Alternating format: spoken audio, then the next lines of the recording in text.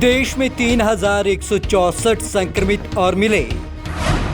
मरने वालों की संख्या 1900 के पार। वायरस के साथ जीना सीखना होगा केंद्र। हम कोरोना की चेन तोड़ने में असफल रहे। देश में कोविड-19 से संक्रमित लोगों की संख्या में लगातार हो रही वृद्धि के बीच केंद्रीय स्वास्थ्य मंत्रालय ने हाथ खड़े कर दिए हैं। मंत्रालय ने शुक्रवार को कहा कि लोगों को अब कोरोना वायरस के साथ जीना सीखने की आदत डालनी होगी। गौरतलब है कि शुक्रवार को देश में कोरोना वायरस से अभी तक संक्रमित हुए लोगों की संख्या करीब 60,000 के पार पहुंच गई है, जबकि इस संक्रमण से मरने वालों की संख्या 1900 से ज्यादा हो गई है। बचाव के तरीकों को जीवन शैली का हिस्सा बनाएं। स्वास्थ्य मंत्रालय ने शुक्रवार शाम को जिलेवार स्थिति की जानकारी देते हुए बताया कि देश में 216 जिले ऐसे हैं जिनमें कोरोना वायरस संक्रमण का अभी तक कोई मामला नहीं आया है। वहीं कई जिलों में हालात पहले से सुधरे हैं और वहां भी मामले आने बंद हो गए हैं। साथ ही मंत्रालय ने कोविड-19 से बचाव को ही इसके खिलाफ प्रभावी हथियार बताते हुए लोगों से कहा कि वे फिलहाल संक्रमण से बचाव के लिए अपनाए जाने वाले तौर तरीकों को अब अपनी जीवन शैली का हिस्सा बना लें। उद्धव ने माना कोरोना की चेन तोड़ने में असफल रहे। महाराष्ट्र के मुख्यमंत्री उद्धव ठाकरे ने माना कि वे अपने राज्य में विशेष रूप से मुंबई में वायरस संक्रमण की चेन को तोड़ने में असफल रहे हैं। महाराष्ट्र में अब तक 19,063 मरीज।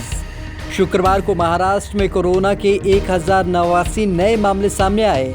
महाराष्ट्र में संक्रमितों का कुल आंकड़ा 19,063 पहुंच गया है। वहीं मुंबई में कोरोना के 12,142 संक्रमित हैं। गुजरात में 390 केस।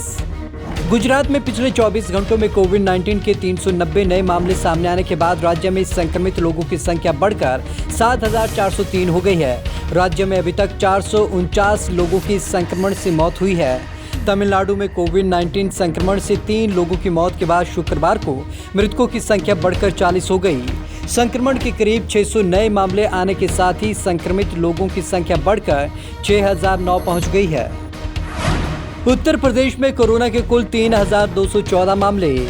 उत्तर प्रदेश में अभी तक कोरोना वायरस के कुल 3,214 लोग संक्रमित हुए हैं, जिनमें से फिलहाल 1,761 लोगों का अस्पतालों में इलाज चल रहा है। राज्य में अभी तक संक्रमण से 63 लोगों की मौत हुई है। कर्नाटक में शुक्रवार को एक नवजात में संक्रमण समेत कोविड-19 के 48 मामले सामने आए, जिसके बाद राज्य में संक्रमितों की संख्या बढ़कर 753 हो गई। आंध्र प्रदेश में 24 घंटे में 54 केस। आंध्र प्रदेश में पिछले 24 घंटों में कोरोना वायरस संक्रमण के नए मामले 54 सामने आए हैं और संक्रमण से 3 लोगों की मौत हुई है। कोविड-19 बुलेटिन के अनुसार राज्य में कोरोना वायरस के कुल 1,887 मामले हैं और 41 लोगों की इससे मौत हुई है। पंजाब में 87 नए केस सामने आए। वहीं पंजाब में कोरोना वायरस के 87 नए मामले सामने आए हैं, जिससे राज्य में कोविड-19 के कुल मामलों की संख्या 1,731 हो गई है। इसके साथ ही राज्य में इस विषाणु से एक और व्यक्ति की मौत हो गई।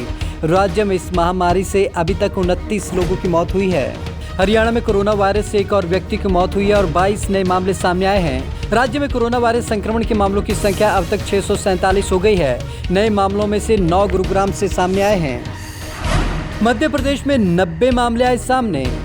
मध्य प्रदेश में कोरोना संक्रमण के 90 नए मामले सामने आए हैं और इसी तरह प्रदेश में कोविड-19 से संक्रमित रोगियों का आंकड़ा 3,341 तक पहुंच गया है। वहीं राज्य में 7 और व्यक्तियों की मौत हुई है। बिहार में 24 नए मामले आए सामने।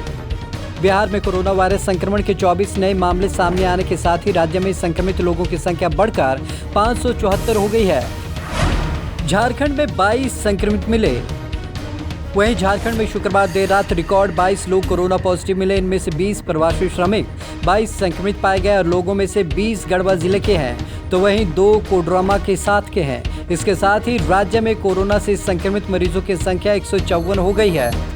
हिमाचल में संक्रमितों की संख्या हुई 50। हिमाचल प्रदेश में शुक्रवार को 2 वर्षीय बच्ची सहित 3 लोग कोरोना वायरस से संक्रमित मिले। इसके साथ ही राज्य में संक्रमित लोगों की संख्या 50 हो गई।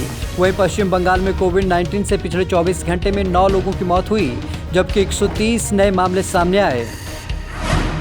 12 दिन में दोगुनी हो रही संक्रमितों की संख्या।